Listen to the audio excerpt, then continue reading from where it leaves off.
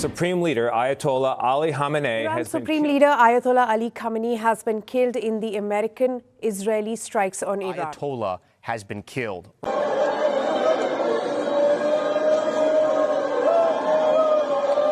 ዓለም ዛሬ ጠዋት የነቃችው መካከለኛ ምስራቅን ለዘላለም ሊቀይር በሚችል ሰበር ዜና ነው። በትናንትናው ዕለት እስራኤልና አሜሪካ በጋራ ባደረጉት እጅግ የተቀናጀና ጥንቃቄ የተሞላበት የአየር ጥቃት የኢራን ከፍተኛ መሪ አያቶላህ አሊ ካሚኒ መገደላቸው ተሰምቷል።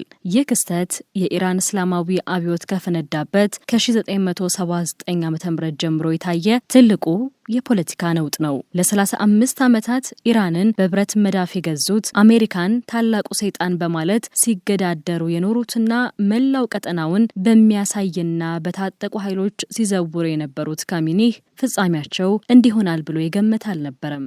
ግን ለመሆኑ አሊ ካሚኒ ማን ነበሩ? ከደሃው የመሻሃድ ሰፈር ተነስተው እንዴት የዓለም ስጋት ወደ ሆነው የስልጣን ማማ ላይ ወጡ? የግድያ ሙከራዎችን እንዴት ተረፉ?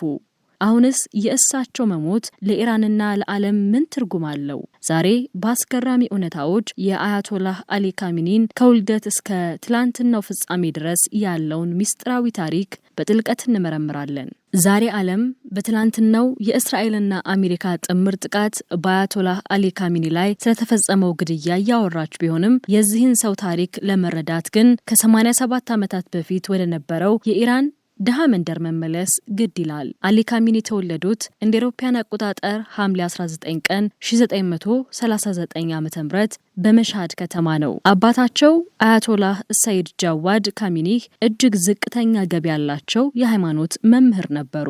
ካሚኒ በልጅነታቸው 6 ቤተሰቦቻቸው ጋር በአንድ ክፍል ቤት ውስጥ ይኖሩ እንደነበርና አንዳንዴም ለራት የሚበሉት አጥተው በደረቅ ዳቦ ብቻ እንደሚያድሩ በግል ማስታወሻቸው ላይ ጽፈዋል። ይህ በልጅነታቸው ያዩት የድህነት መከራና በወቅቱ የነበረው የሻህ ወይም የንጉሱ መንግስት ለድሆች የነበረው ግዴለሽነት በወጣቱ ካሚኒ ልብ ውስጥ የአመጽ እሳት እንዲቀጣጠል አድርጓል። ገና በ18 ዓመታቸው ወደ ቅዱሷ የቆም ከተማ በማምራት የላቀ የሃይማኖት ትምህርታቸውን መከታተል ጀመሩ። በዚያም ነበር የወደፊቱ የኢራን አባት አያቶላህ ካሚኒ ለመጀመሪያ ጊዜ ተገናኙት። ካሚኒ በሆሜኒ ንግግሮች ተማረኩ። ንጉሱ የአሜሪካ አሻንጉሊት ነው የሚለው የሆሜኒ ትምህርት የካሚኒ የህይወት መመሪያ ሆነ። እንደ አውሮፓውያን አቆጣጠር በ1960ዎቹ ካሚኒ በሚስጥራዊ የፖለቲካ እንቅስቃሴ ውስጥ ንቁ ተሳትፎ ማድረግ ጀመሩ። በወቅቱ የሻህ መንግስት የደህንነት ኃይል እጅግ ጨካኝና ሰላይ ነበር። ካሚኒ ከ1963 እስከ 1978 ባለው ጊዜ ውስጥ ለ6 ጊዜያት ታስረዋል። በእስር ቤት ውስጥ የደረሰባቸውን ግርፋትና ስቃይ ለእስላማዊው ዓላማ የከፈልኩት መስዋዕትነት በማለት ይገልጹታል። አንድ ወቅት ለብቻቸው ጨለማ ቤት ውስጥ ለወራት ታስረው የነበረ ቢሆንም የእምነትና የፖለቲካ አቋማቸውን ግን አልቀየረውም። አብዮቱ እየተቃረበ ሲመጣ ካሚኒ በቆምና በመሻሃድ ከተሞች የተማሪዎችንና የሃይማኖት ሰዎችን በማስተባበር ረገድ ዋነኛው ሰው ሆኑ። እንደ አውሮፓውያን አቆጣጠር በ1979 ንጉሱ በህዝባዊ ተቃውሞ ተገፍተው ሀገር ጥለው ሲሸሹና አያቶላህ ሆሚኒ በድል አድራጊነት ከፈረንሳይ ወደ ቴሄራን ሲመለሱ ካሚኒ በኤርፖርቱ አቀባበል ከሚያደርጉት ጥቂት ታማኝ ሰዎች መካከል አንዱ ነበሩ። ይህ የአብዮት ድል ነው። እንግዲህ ካሚኒን ከደሃው የመሻሃድ ሰፈር አውጥቶ ትላንትና እስከ ተፈጸመባቸው የአየር ጥቃት ድረስ ለግማሽ ክፍለ ዘመን ለሚጠጋ ጊዜ የኢራን ፖለቲካ ቁንጮ እንዲሆኑ መንገድ የከፈተላቸው። ከዚያን ቀን ጀምሮ እስከ ትላንትናው የእስራኤልና አሜሪካ ጥቃት ድረስ የኢራን ፖለቲካ ማዕከል ሆነው ዘልቀዋል። አያቶላህ አሊ ካሚኒ በአብዮቱ ማግስት የቴሄራን የአርብ ሶላት መሪ ሆነው ተሰየሙ። የሹመት በህዝቡ ዘንድ ያላቸውን ተሰሚነት ከፍ ቢያደርገውም ለጠላቶቻቸው ግን ዋነኛ ኢላማ አደረጋቸው። ሰኔ 27 ቀን 1981 ዓ.ም እንደ አውሮፓውያን አቆጣጠር በቴሄራን አቡዘር መስጊድ ውስጥ ንግግር እያደረጉ ሳለ ህይወታቸውንና አካላቸውን የለወጠው ያስከፊ ክስተት ተፈጠረ። ንግግር የሚያደርጉበት የድምጽ ማጉያ ወይም ማይክሮፎን አጠገብ የተቀመጠ አንድ የድሮ ሬዲዮ በድንገት ፈነዳ። ሬዲዮ ውስጥ የተደበቀ ቦምብ በካሚኒ ደረት፣ ሳምባና ቀኝ እጃቸው ላይ ከፍተኛ ጉዳት አደረሰ።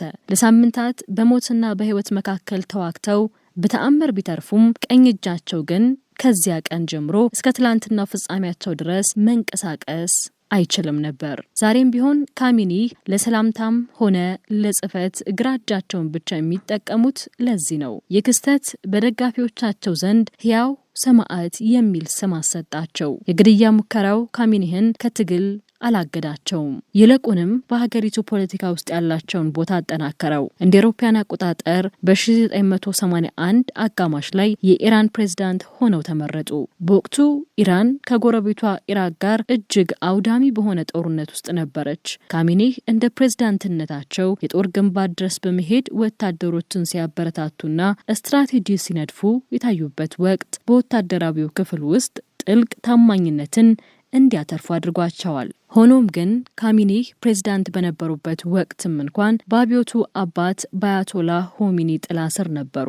በወቅቱ ማንም ሰው ካሚኒህ አንድ ቀን የኢራን ከፍተኛ መሪ ይሆናሉ ብሎ አልገመተም ነበር። ምክንያቱም የሃይማኖት ደረጃቸው ለዚያ ቦታ ግን አልደረሰም ነበር። ነገር ግን በ1989 አያቶላህ ሆሚኒ ከመሞታቸው በፊት የተከናወኑ ሚስጥራዊ የፖለቲካ ሽርክናዎች ካሚኒህን ወደማይገመተው የስልጣን ዙፋን አወጣቸው። በትናንትናው የአየር ጥቃት እስከተገደሉበት ጊዜ ድረስ ለ35 ዓመታት የዘለቀው ፍጹም አገዛዛቸው መሰረቱ የተጣለው በእነዚህ አስቸጋሪ ዓመታት ውስጥ ነበር። እንደ አውሮፓውያን አቆጣጠር በ1989 አያቶላህ ሆሚኒ ሲሞቱ ኢራን ወደማይታወቅ መጻኢ ዕድል አምርታ ነበር። ካሚኒህ የሃይማኖት ደረጃቸው አያቶላህ ባይሆንም በአንድ ምሽት በሚስጥራዊ የፖለቲካ ድርድር የኢራን ከፍተኛ መሪ ሆነው ተሰየሙ።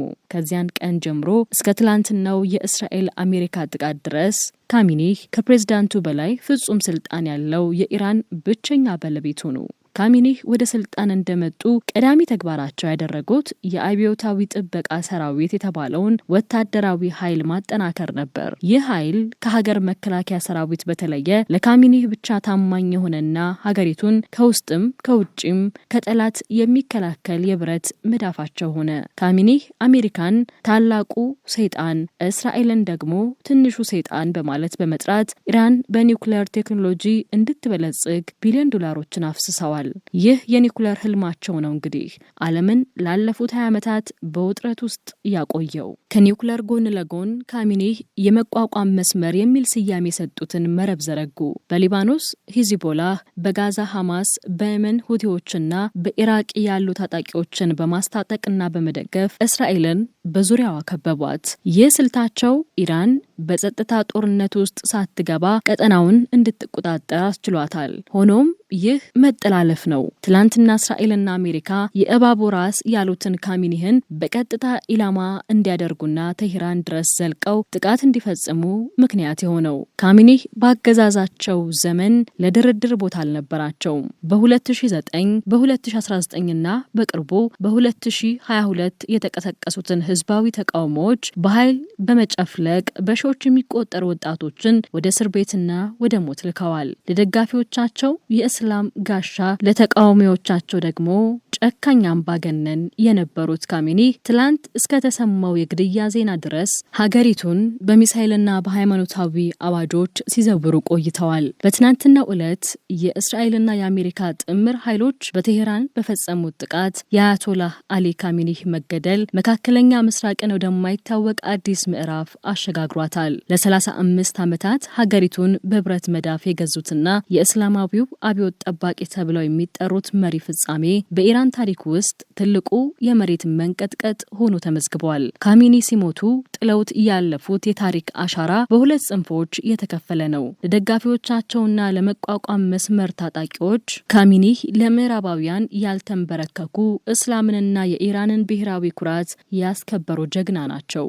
ለተቃዋሚዎቻቸውና ለብዙሃኑ የኢራን ወጣቶች ግን ካሚኒህ የግል ነጻነትን የነጠቁ፣ የኢኮኖሚ ማዕቀብ እንዲጣል በማድረግ ህዝባቸውን ለረሃብ እየዳረጉና በሺዎች የሚቆጠሩ ንጹሃንን የገደሉ አምባገነን መሪ ነበሩ።